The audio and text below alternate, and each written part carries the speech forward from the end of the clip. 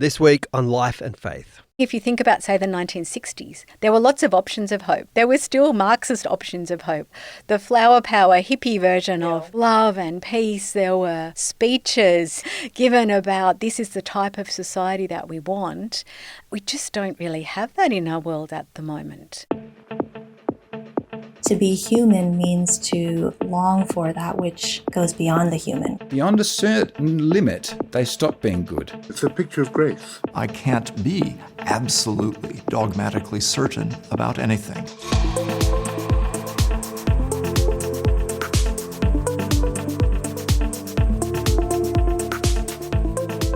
Welcome to Life and Faith from CPX. I'm Simon Smart. And I'm Justine Toe. We've just had CPX's annual Richard Johnson Lecture with clinical psychologist and hope researcher Leisa Aitken talking about, unsurprisingly, hope. It was a great night, and she dived deep into this topic that really feels especially timely right now, when things in the world seem a little bit more out of control than usual. We've had people like the UN Secretary General expressing his fears that the world is becoming unhinged, for instance. Yes. And do you remember last year, the Collins Dictionary word of the year was perma-crisis, this state of ongoing terrible things happening all the time. I think that feels quite spot on for this year as well. Yeah. But I think all this language, right, it's unhinged, the world is unhinged, or we live in these times of perma-crisis. I think this really speaks to a crisis of hope that we feel. It's a sense of disappointed expectations. We expect things to have turned out for the better, but we, at the moment, are having a lot of trouble trusting that they will turn out better. And I feel that myself. Yeah, Justin, you read this. There was an article a few weeks back in the Sydney Morning Herald and The Age, written by a self-described sunny nihilist, Wendy Seifert. Yeah. Now, in this article, which we all kind of read, And then trying to make sense of this, she acknowledges that nihilism has a grim reputation, that everything that gives us purpose, she talked about here, whether religion, politics, tradition, the family, are, in these estimations, all ultimately meaningless. So there's no meaning, no purpose that's real.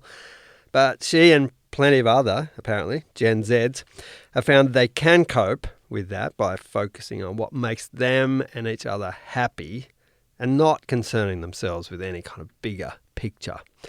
Now, as one person told her, this is a quote from the article, "I find nihilism comforting. Life has no inherent meaning, so I'll just do what I want and maybe find some meaning myself." Now, I don't think I was alone in finding this article a bit alarming and rather hopeless and possibly a bit naive, but it also makes sense from her perspective, I guess. Environmental concerns, lack of leadership by governments, things that seem increasingly out of control. So the future, to her generation especially, it seems, feels grim. And Justine, it was all a bit troubling. yeah, I mean, she's badging it as sunny nihilism, and that's good because it's kind of like, what? What's she talking about? That seems like a contradiction in terms. It doesn't sound very sunny to me, actually. And I do wonder, I mean, the article that we saw didn't go there, but I wonder how this sunny nihilism tracks alongside reports of poor mental health among this generation as well. And I'd want more detail as to what does it then look like? Does it end up with, people just having to find things to distract themselves so they're not going to be staring into the void of meaninglessness? I mean, she kind of mentioned in the article that it's a little bit about caring less, but it's like, do we really, I get that. I get not caring so much about your job, right? Your dead-end job. But what about when it comes to relationships? I mean, she was giving off the impression that it doesn't mean that she doesn't invest in people, but I just wonder if things are kind of at cross purposes here. So when I read this, I was just like, look, I hear you. You feel like things are rather grim. And I think that ultimately it's a vote of non-confidence in the future, which I think is really sad. Yeah, and in that sense, there's a lot more we could say about this. But that article had some crossover with our episode today. So we're looking at how individuals might cope in the face of an increasingly chaotic, some would say unhinged world. And it's worth saying that we know that we need a broad collective effort to address the world of disorder that we see. But that's not our focus today in this episode. Here we're talking about the response of the individual in the midst of all of this. And this is what Leisa Aitken addressed in her Richard Johnson lecture. Now, if you couldn't make it to that lecture, we are going to be releasing Leisa's talk in full on the Richard Johnson Lecture podcast soon, so keep an eye out for that.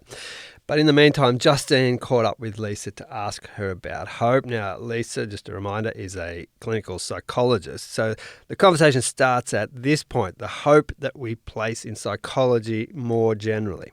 I've heard our age described as a therapeutic one. And I think what is meant by that is that people might have once gone to confession to bare their souls. Now they're more likely to go see a psychologist. And interestingly, both involve a kind of talking cure, a way to unburden yourself. Have you ever thought about that relationship? Is there some overlap between these two related, although very different kind of spheres, psychology on the one hand and religion on the other? Oh, there's definitely an overlap, I guess, in the sense that people go to a therapist when they're struggling, by definition, and often people would go to their priest or pastor when they're struggling to talk through. A good psychologist, I guess, will not give advice per se, but do a good job in asking questions and help people uncover what they need to do.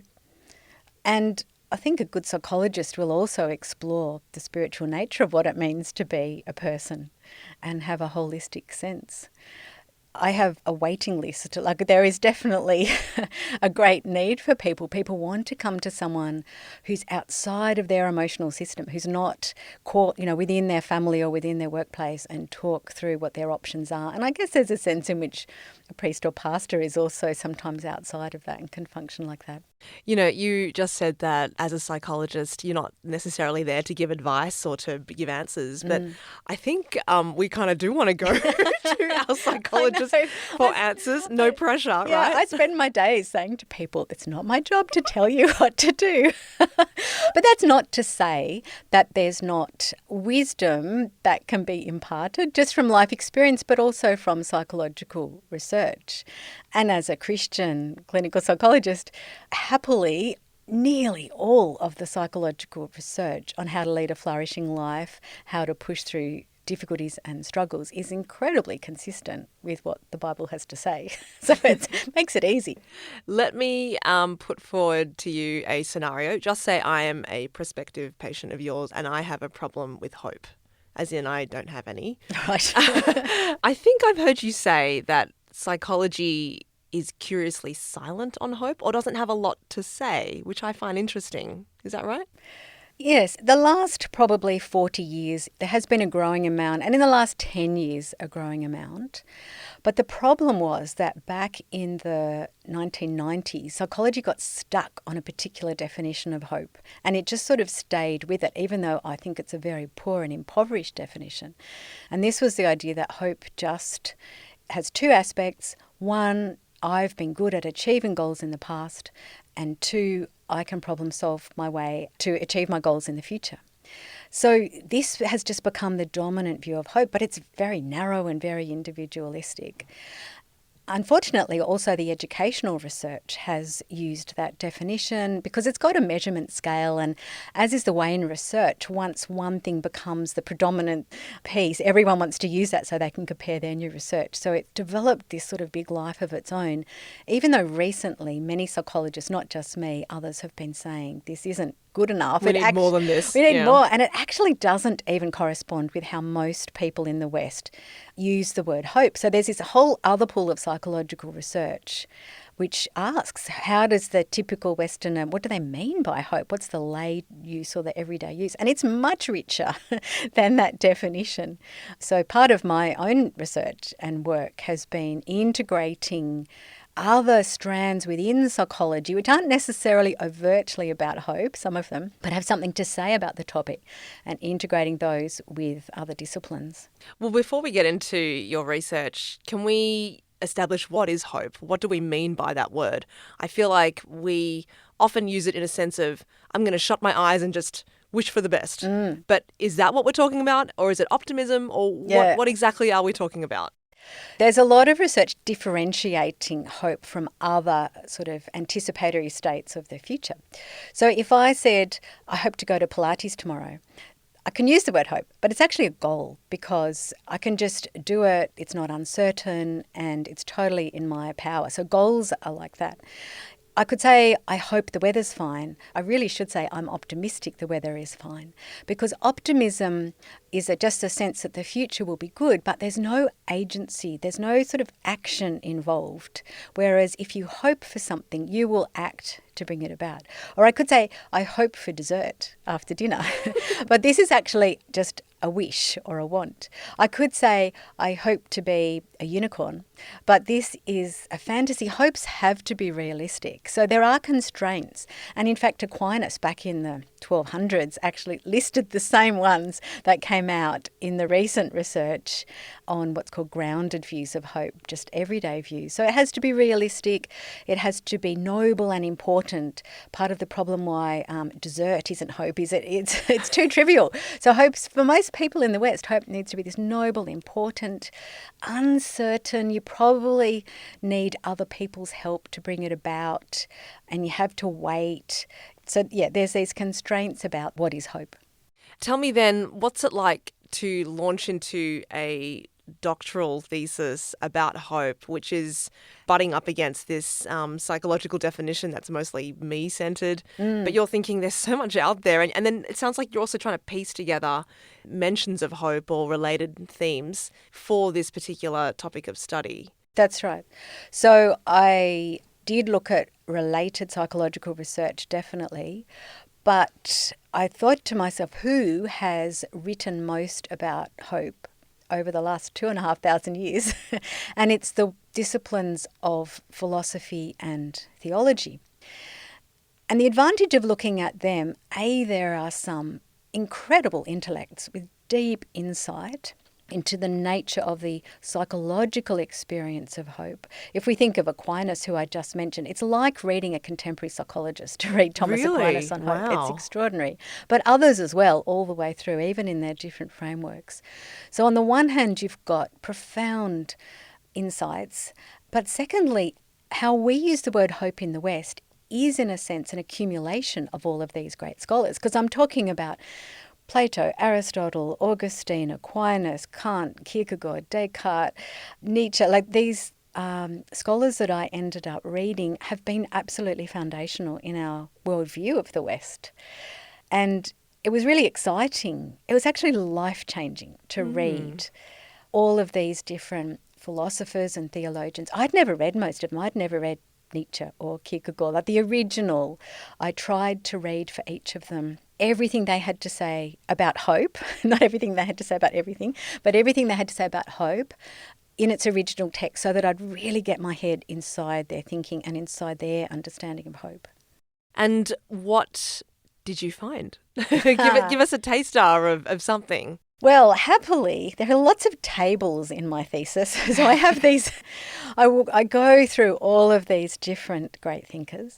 I then go through all of the different ways hope has been looked at in psychology and also in psychiatry, because the sort of neo-Freudian psychoanalysts have some really interesting things to say about hope.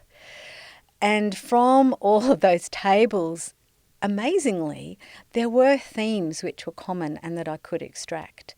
And so I ended up thinking that hope is about four things.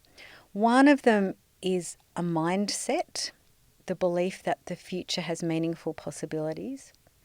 Two are action pieces. So the second one is the idea that to hope you have to wait well but be poised and ready to act to bring about your hope, because it might be you that brings it about. So I call that latent agency, is the sort of psychological jargon. So that's the second one. The third one is also an agency piece, but I call this external agency in the sense that you might not be able to personally bring about your hope. You might have to hope in your surgeon or in your workplace team or in God or in governments for environmental issues, for example. So that idea that relationships of trust matter for hope. It's not just all about me or all about an individual. And the last one recognises that through the ages, hope has been seen as an emotion. It's a passion all through the Middle Ages and the Enlightenment. It's called a passion. It's got a strong emotional aspect, and the way that we feel the emotion of hope is when we can get a glimpse of what we hope for. We don't need the whole thing. The whole thing is in the future. But to get a taste, whether it's in our mind's eye imagining it, whether it's something we see which just gives us that experience, this piggybacks on some recent neuroscience research about the power of imagining what we hope for and how intense that emotion is that we feel and how motivating it is for then to make us bring about our hope, which then fuels back into the action piece. They all actually float into and out of each other.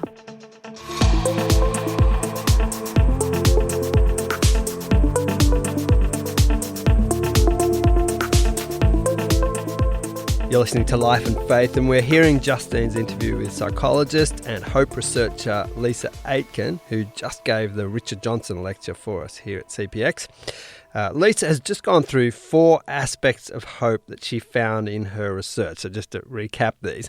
1 is a belief that the future is full of meaningful possibilities. That's the first one. 2, the ability to wait well, to cope in the waiting for what you want and being ready to act on what you hope for. Thirdly, the ability to hope in others, to trust that others are also doing their bit. And then fourthly, having eyes to see glimpses of what we hope for in the future, which helps to keep our hopes alive. But at this point, Justine, you said that each of these feels quite difficult now that we're in something of a hope crisis. Yeah, I mean, like, that's the first thing that anyone is going to say, right? Look, I think the headlines are terrible, right? We've just had this referendum that divided a nation, even though we're not going to talk about it now. There's war abroad, or rumours of war as well.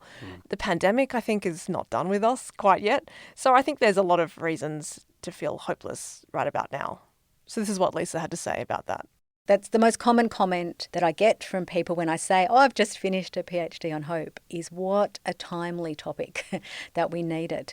And the data is there. There was a huge piece of research from 2021 that looked at 10,000 respondents of young people across 10 countries. It was published in The Lancet. And 75% of them said the future is frightening. And something like, I think it was 69% said when they think about the future, they feel sad, angry and hopeless. So I think the data is there that there is, especially in young people, a struggle with hope.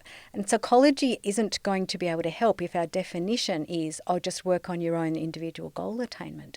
We need this bigger vision. And the beauty of having 4 angles that you can nurture to increase hope is there, this sounds really corny, but there's something there for everyone. That whether it's working on a mindset, working on agency, working on coping well, working on having eyes to see the glimpses, it's very hopeful that hope is a multifaceted concept. And so there's many ways that we can nurture it and increase it.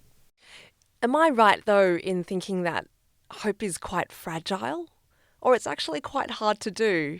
Do you know what I mean? Like, I mean, for example, I reckon I have quite a negative cast on things. You know, a psychologist once called it catastrophic thinking. Yes. So, you know, when I hear you say that it's about having eyes to see, I can see it as a practice, right? A determined practice. I'm going to put attention in this space to be that person. Definitely. But it's hard, right? It's hard and work. it's almost like trying to grab air. You know, like, how do you do it, you know? I guess that's part of why in this definition I'm trying to break it down into concrete, practical aspects. Like most psychological research on well-being, they all feed into each other. So as you work, for example, to manage anxiety in that catastrophizing type thinking of worst case scenario thinking and calm yourself down, so you enable yourself to have more visions of positive possibilities in the future. My children always groan when I say this, but I've raised them on this idea that we have to be salmon. We have to swim upstream. The force of the water is against us, but we need to be intentional if we want good things. And I agree, it can feel like swimming upstream to put effort into hope. By nature, I'm definitely a pessimist. I am not an optimist. Maybe that's why I'm really interested in hope.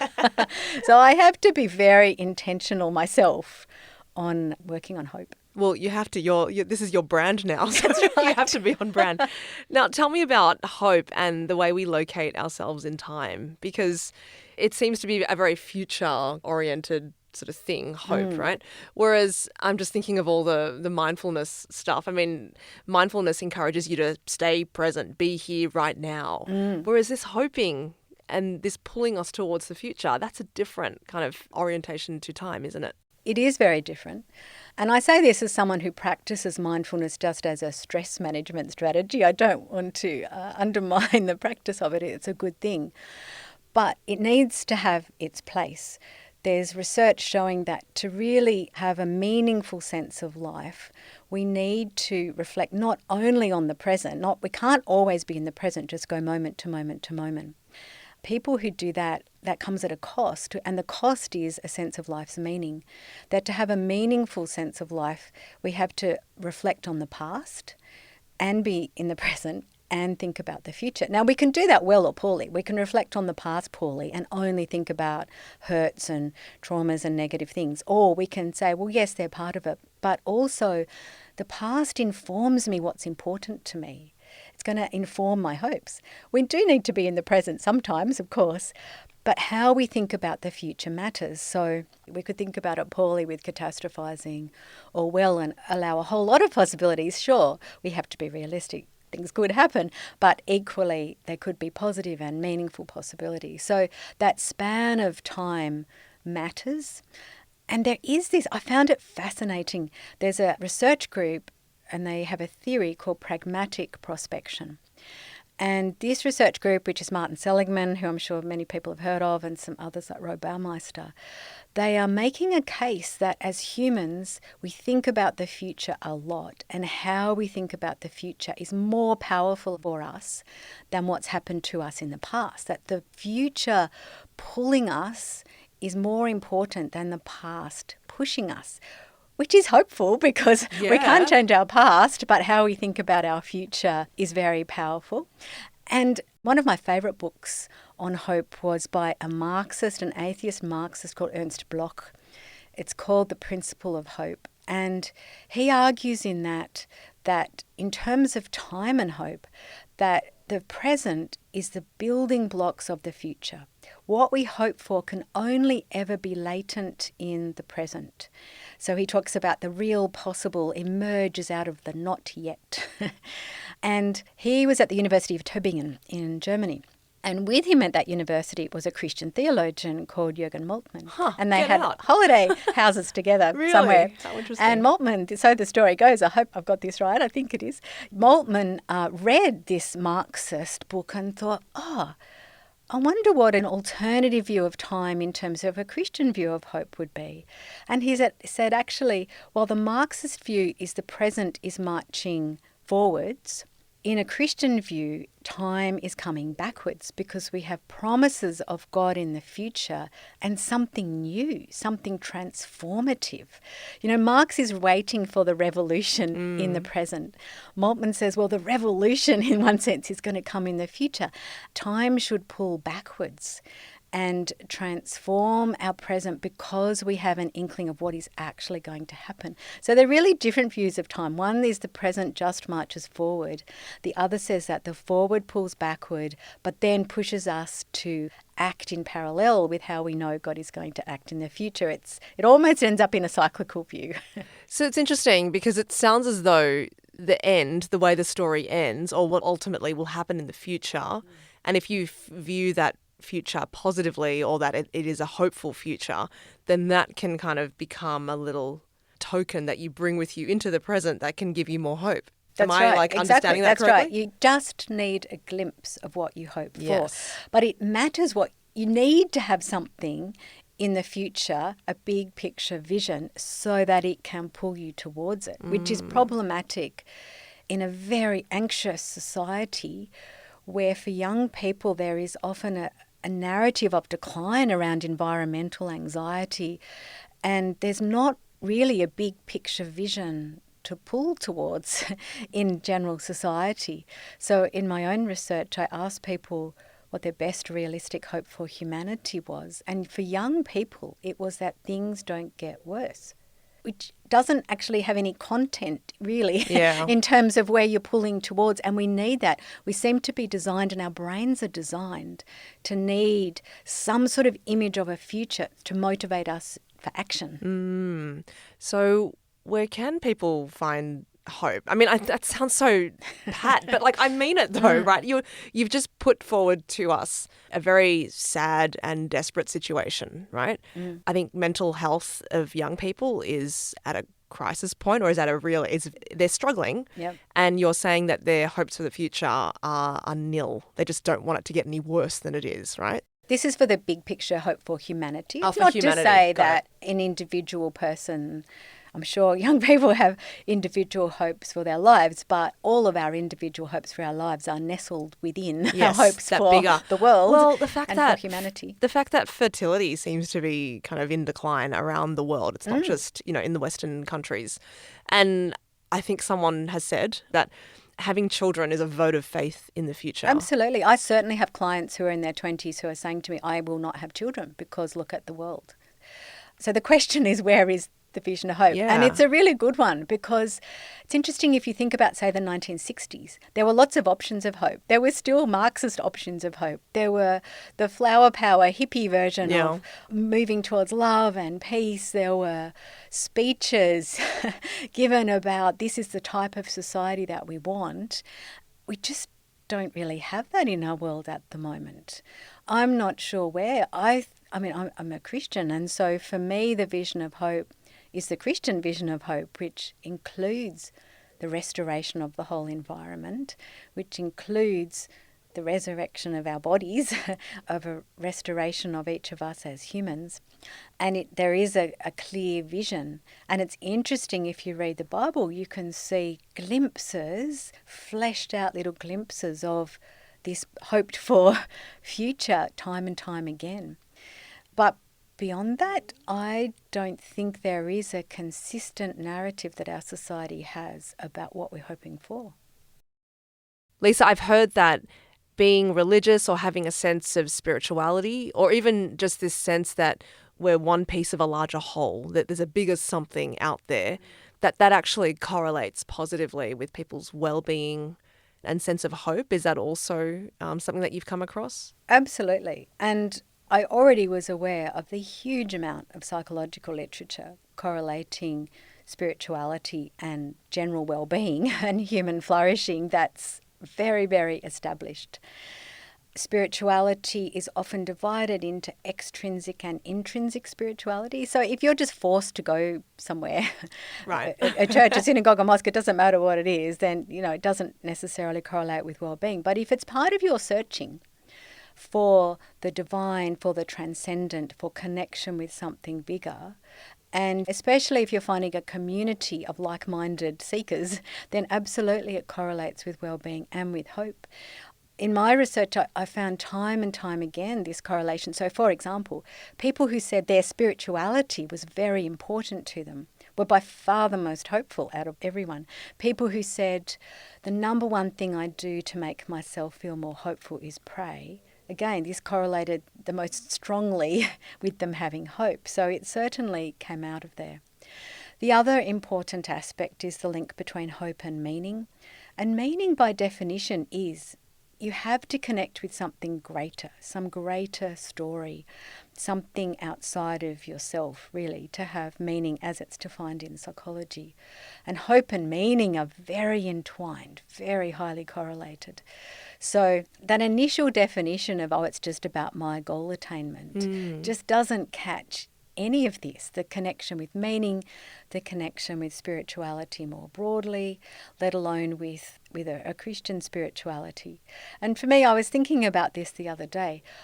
In a way, I started thinking about hope when I started my spiritual search, which was when I was 15. I wasn't raised in a family that had any particular religious framework. But my father passed away when I was 15 of lung cancer. And I remember literally looking at him on the day that he died and thinking, oh my gosh, how do I make sense of the fact that I will die one day? Where is my hope? How do I have a meaningful life? How am I connecting with something bigger? And for me, this started a whole search for what spiritual framework I thought made the most sense of death. We had a commune of Hare Krishnas living next door, so my mum was freaking out that I was going to become a Hare Krishna. But I ended up landing with Christianity as something which had this hope beyond death. And in a way, my thoughts about hope, and hope needing to be about more than just this life, because if it's just about my goals for this life when I die, what does that mean?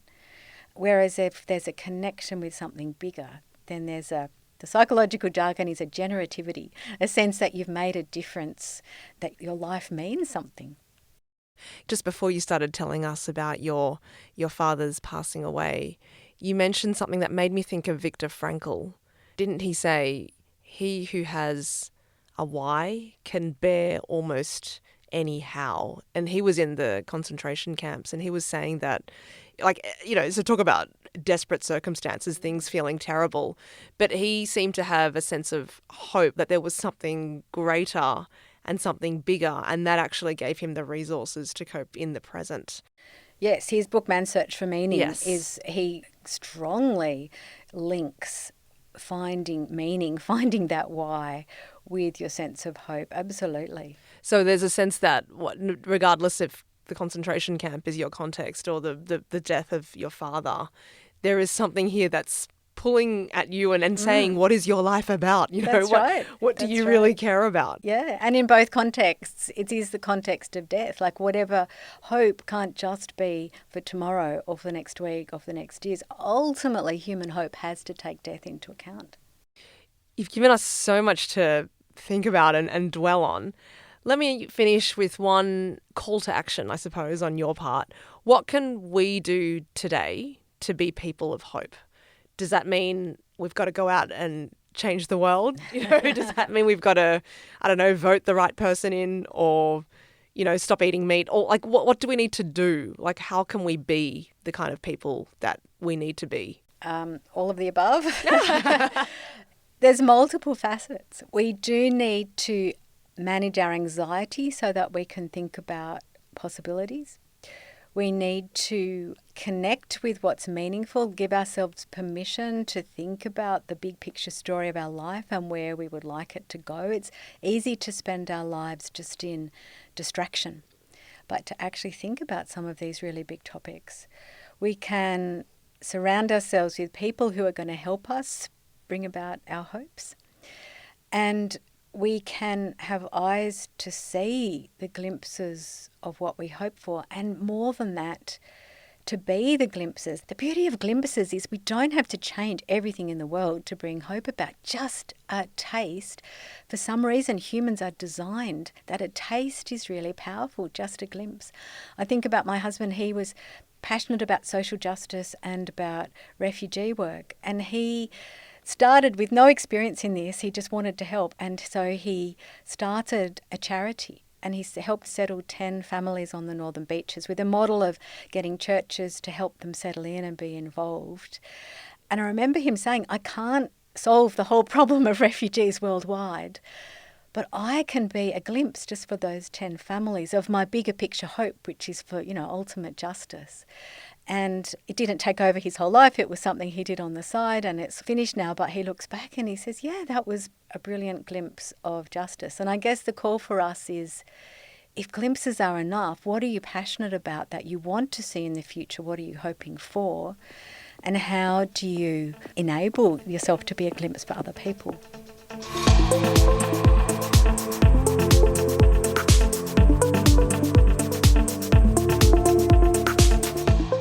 You've been listening to Life and Faith with me, Simon Smart, and Justine Toe. Thanks so much to Leisa Aitken. Not only did she give a wonderful Richard Johnson lecture, but it's always nice to be in the room with a psychologist and, unburden yourself a little bit for professional reasons. So I've really appreciated that. I'm also going to post a link to the Sunny Nihilism piece that we mentioned at the beginning of this episode, as well as other Leisa Aitken links that you might like to check out. And also the link to her website, although if you would like her to counsel you, unfortunately she's not accepting more clients right now, but there's plenty of content there for you to find out about Leisa, so enjoy that. Yes, and if you've enjoyed this conversation, why not share it with someone Or since the Richard Johnson Lecture was sold out, maybe you missed out on tickets or you don't live in Sydney or Perth, in which case we'll be releasing Leisa's talk on the Richard Johnson Lecture podcast very soon. And as always, thanks to our producer, the ever hopeful Alan Douthwaite.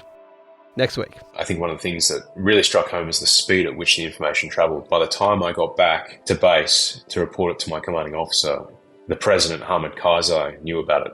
And it was a reminder of how quickly information on the battlefield was being moved around.